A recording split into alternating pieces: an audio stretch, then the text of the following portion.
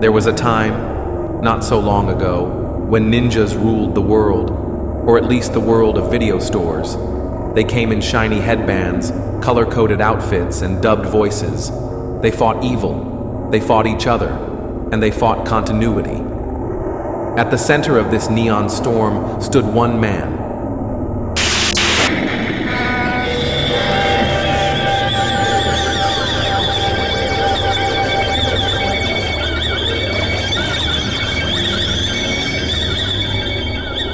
So how did Richard Harrison become the ultimate ninja?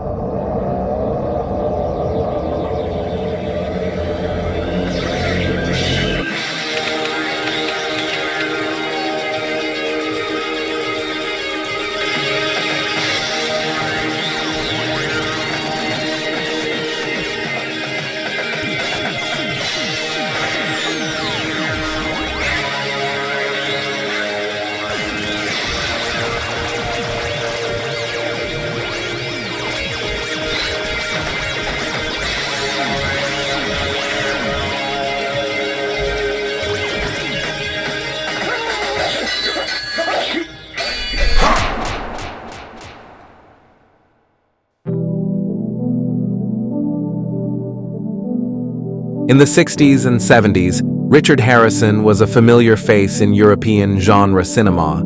He starred in sword and sandal adventures, low-budget James Bond knockoffs, and dusty spaghetti westerns where men spoke with dubbed Italian voices and never smiled.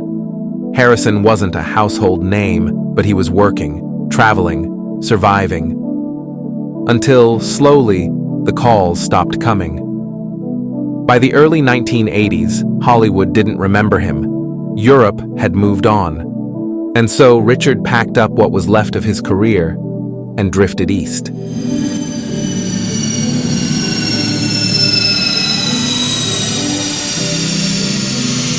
Your trip begins with a landing at Hong Kong's famous Kai Tak Airport, situated almost in the heart of the city. Enter Godfrey Ho, a filmmaker so elusive, so prolific, and so creatively chaotic, he became a genre unto himself.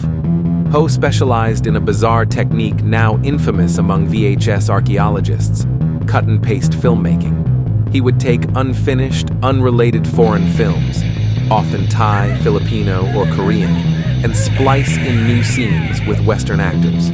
The result: Frankenstein films stitched together with absurd ninja lore and dubbed dialogue that defied logic.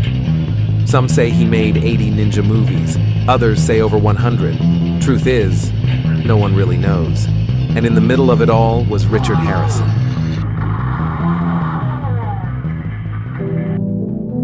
Harrison initially agreed to film a few scenes. He wore the costume. He delivered lines like, "Only a ninja can destroy a ninja." But then, an unexpected tax issue emerged. Complicated, poorly explained, but enough to trap Harrison in Hong Kong. He couldn't leave until it was settled, and the only way to pay it off was to keep working. Godfrey Ho was more than happy to oblige. Harrison's footage was reused, again and again, inserted into dozens of films, often without his knowledge. His performances, chopped up and recontextualized, became an accidental franchise. He was Ninja Gordon, Ninja Max, Ninja Commander Harry, a dozen names, a dozen stories, all from the same confused scenes, replayed like a broken dream. But Harrison wasn't alone in the ninja factory. There was Bruce Barron, with his cool stoicism and detached charm. Stuart Smith, blonde and villainous, a sneering Australian in mirror shades. Always intense, always committed. And then, from the misty fields of the West Country, came the unforgettable Mike Abbott. Gap-toothed, wild-eyed, loud as hell, Abbott played villains with the subtlety of a sledgehammer.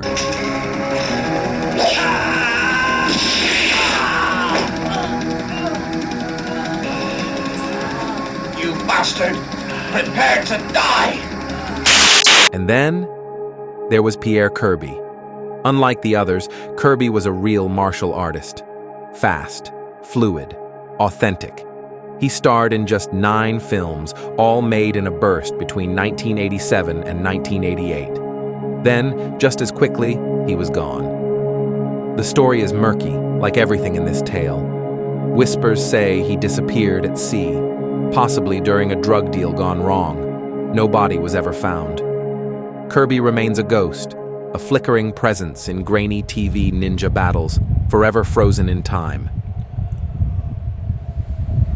Eventually, Harrison resolved his legal entanglements and returned home.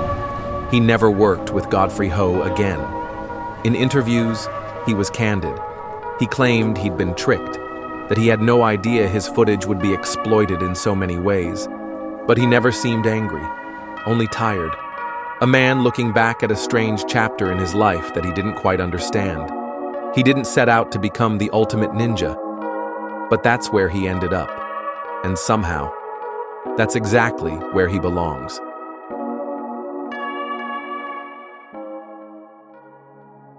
The ninja boom of the 1980s burned fast and bright. It wasn't about realism or logic. It was about fantasy, motion, color. It was about mystery, the allure of the masked warrior, the silent blade. For those of us who grew up scouring video store shelves, these movies were magic. We believed. And in the center of that belief stood Richard Harrison, calm, stoic, like a dream you only half remember, but never forget. Godfrey Ho's films were not masterpieces. Far from it. Most were poorly edited, incoherent, and cheap. But sometimes shards of brilliance shines through. The fight choreography, though often frantic and unpolished, could genuinely thrill.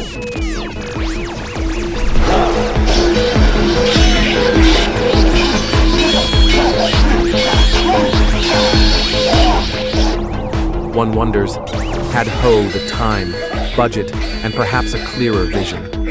Maybe, just maybe, he could have crafted something truly